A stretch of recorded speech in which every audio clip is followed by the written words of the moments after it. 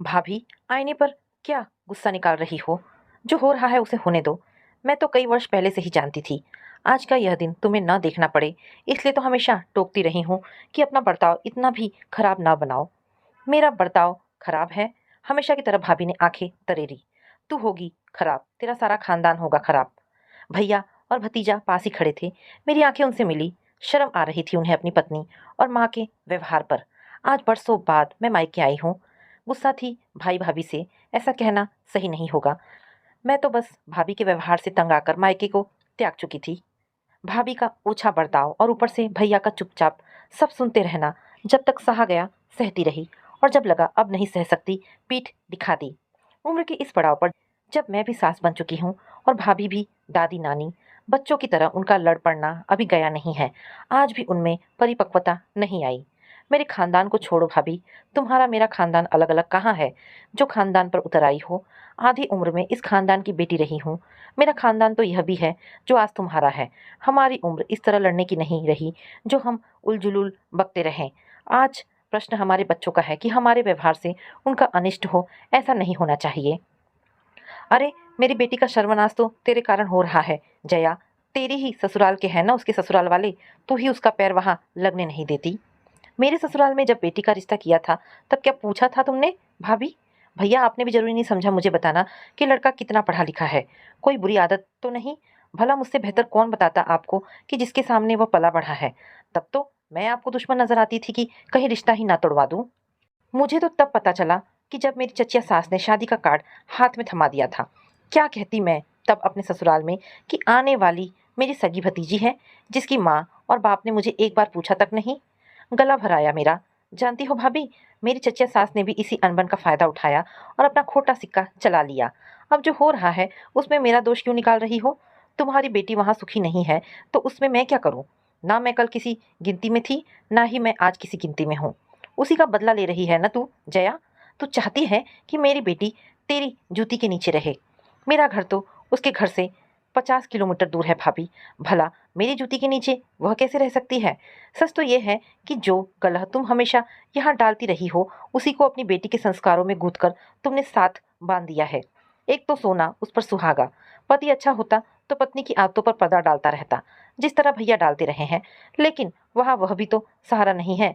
शराबी चरित्रहीन पति पत्नी को नंगा करने में लगा रहता है, और पत्नी पति के पर्दे तार तार करने से नहीं चूकती।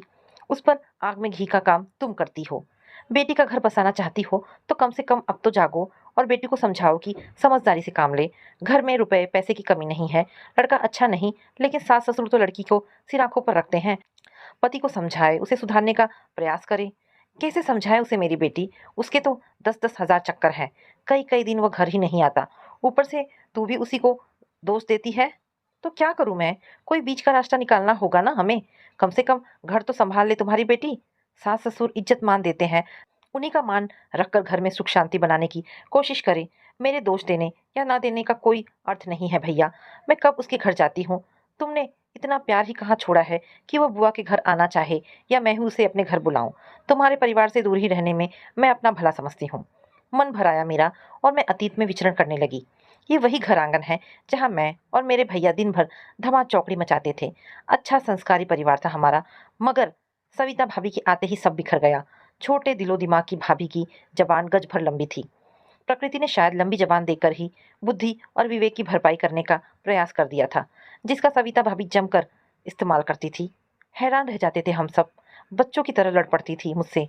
समझ में नहीं आता था कि सविता भाभी का दिमाग इस दिशा में जाता है तो जाता कैसे है। एक पढ़ा लिखा सभ्य इंसान किसी दूसरे पर सीधा सीधा आरोप लगाने से पहले 1000 बार सोचता है कि वर्षों का रिश्ता कहीं टूट ही ना जाए। लेकिन सविता भाभी तो अपनी जरा सी चीज आगे पीछे होने पर भी झट से मुझ पर ही इल्जाम लगा देती थी कि मैंने अपनी आंखों से देखा है। स्तब्ध रह जाती मैं। कैसे बातें करती हैं भाभी।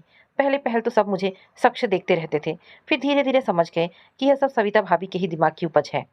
भैया से 3-4 साल छोटी हूं मैं, और माँ बाप की लाडली समझदार बेटी जो भाभी के आते ही चोर चुगलखोर और पता नहीं क्या क्या बन गई थी।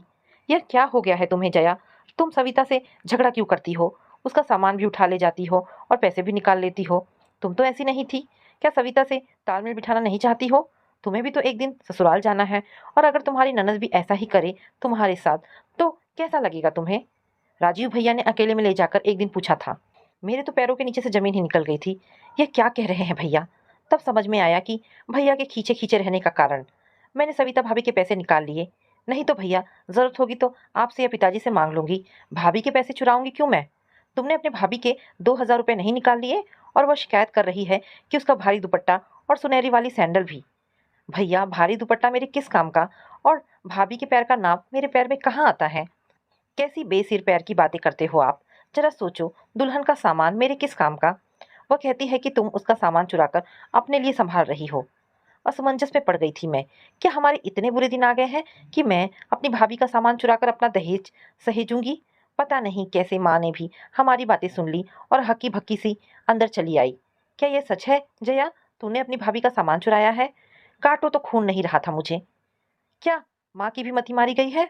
उस पर भाभी का यह भी कहना है कि मैंने अपनी आंखों से देखा है। ऐसी खाई खोद दी थी भाभी ने घर के सदस्यों के बीच जिसे पाटना सबके बस से बाहर था।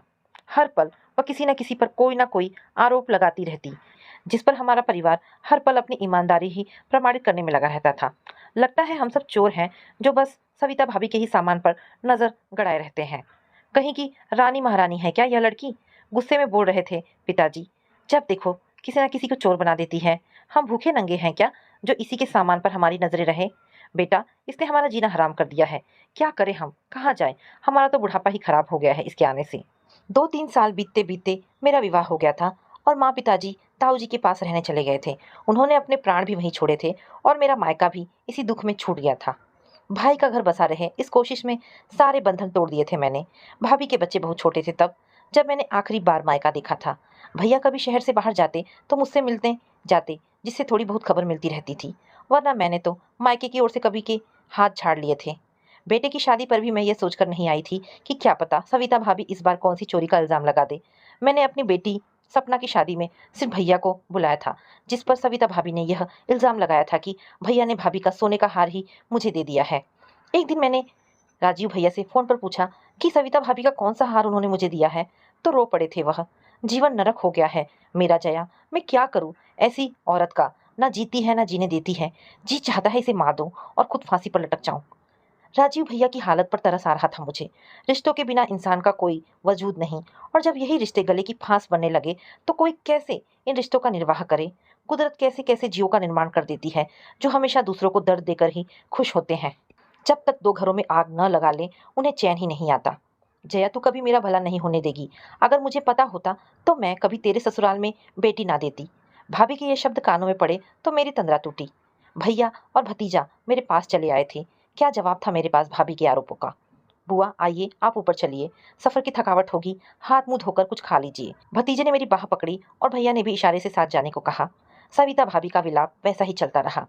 अनमनी सी मैं ऊपर चली आई और पीछे पीछे सविता भाभी का रुदन कानों में पड़ता रहा। तभी सिर पर पल्लू लिए सामने चली आई एक प्यारी सी बच्ची। ये आपकी बहू है बुआ? भतीजे ने कहा। छाया, बुआ को प्रणाम करो। जीती रहो। आशीर्वाद देकर मन भर आया मेरा। खून में लहर सी दौड़ने लगी। मेरे भाई का बच्चा है ना, इसकी शादी में आती तो क्या बहू के लिए कोई गहना ना लाती? गले की माला उतार बहू के गले में पहनाने लगी तो भतीजे ने मेरा हाथ रोक दिया। बुआ, आप इस घर की बेटी हैं, आपको हमने दिया ही क्या है जो आपसे ले लें?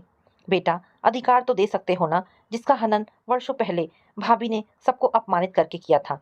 टूटे रिश्तों को तुम जोड़ पाओ तो मैं समझूंगी आज भी कोई घर ऐसा है जिसे मैं अपना मायका कह सकती हूँ। यह कहकर मैं रो पड़ी थी। भतीजे ने अपना हाथ पीछे कर लिया था। छाया, बहू के गले में पहनाकर माला बहू के गले में पहनाकर माला छाया बहू के गले में पहनाकर मैंने उसका माथा चूम लिया। बड़ी प्यारी लगी मुझे छाया। झट से मेरे लिए नाश्ता परोस लाई। उसी पल मुझे समझ आ गया कि भैया भाभी नीचे अलग रहते हैं और बहू बेटा ऊपर अलग है। बुआ, छाया का भी माँ ने वही हाल किया था जो आपका हुआ। जो भी माँ से छू भर जाता है उसी पर माँ कोई ना कोई लांछन लगा देती है। किसी दूसरे के मान सम्मान की माँ को कोई चिंता नहीं। हैरान हूं मैं कि कोई इतना सब कैसे और क्यों करता है। आज कोई भी माँ के पास जाना नहीं चाहता। अपनी ईमानदारी छाया भी कब तक प्रमाणित करती? इसकी माँ ने ही इसे 20 तोला सोना दिया है और माँ ने इस पर भी अपनी अंगूठी चुरा लेने का आरोप लगा दिया। और सबसे बड़ी बात, जिन चीजों के खो जाने के लांछन माँ लगाती है वो चीजें सच में होती ही नहीं। माँ एक काल्पनिक चीज गढ़ लेती है जो ना कभी माँ के पास मिलती है और ना ही उसके पास मिलती है, जिस पर माँ आरोप लगाती है। याद आया मुझे जब पहली बार सविता भाभी ने मुझ पर आरोप लगाया था भारी दुपट्टा और सुनहरी सैंडल का। ये दोनों चीज़ें कभी मिली ही नहीं थी। माँ का ध्येय मात्र दूसरों को अपमानित करना होता है, इसीलिए वह अपनी कोई भी चीज़ खो जाने का बहाना करती रहती हैं। मैं क्या करूँ बुआ, वो समझती ही नहीं है। और यही सब माँ ने पूजा को भी सिखा दिया है। मैं मानता हूँ कि उसका पति पहले थोड़ा बिगड़ा हुआ था, जब शादी के बाद काफ़ी संभल गया है, लेकिन पूजा बात बेबात हर पल माँ जैसा व्यवहार ससुराल में करती रहती है, जिस पर उसका पति तिलमिलाता रहता है। उस पर, उसकी माँ पर अपना कोई ना कोई सामान चुरा लेने का इल्ज़ाम पूजा लगाती रहती है। अब आप ही बताओ, घर में शांति कैसे रहेगी? अपनी इज़्ज़त तो सबको प्यारी है ना बुआ? अपनी माँ को किसी डॉक्टर को दिखाओ, कहीं कोई मनोवैज्ञानिक कारण ही ना हो। हर बेटी अपनी माँ के चरित्र का आईना होती है। जो माँ ने नानी से सीखा, वही पूजा में रोपा।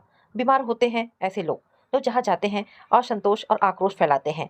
आपने हमें छोड़ दिया, दादा दादी ने भी ताऊ जी के पास ही रहना ठीक समझा। धीरे धीरे सब दूर हो गए। छाया भी साथ नहीं रहना चाहती। पूजा का पति भी अब उसे साथ नहीं रखना चाहता। बुआ, मैंने इसलिए आपको बुलाया था कि इस टूटी डोर का एक सिरा पकड़कर अपनी माँ के किए का कुछ प्रायश्चित कर सकूं। मेरी गोद में सिर छिपाकर रोने लगा मेरा भतीजा। हर बेटी यही चाहती है कि उसका मायका रस्ता बसता रहे, फलता फूलता रहे, क्योंकि मायका उसे बड़ा प्यारा होता है। यहाँ से मिले शगुन के 5 रुपए भी बेटी को लाखों के बराबर लगते हैं, चाहे बेटी अपने घर करोड़पति ही क्यों ना हो।